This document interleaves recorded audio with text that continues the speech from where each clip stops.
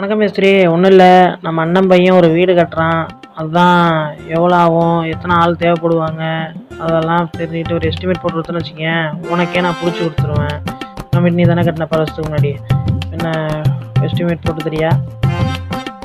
என்னென்ன இதெல்லாம் கேட்டுக்கிட்டு நம்ம வீடை எப்படி கட்டணுமோ அதோட பிரமாதமாக கட்டி கொடுத்துருவானே. வாங்க, எஸ்டிமேட்டு போட்டாச்சு, இந்தாங்க.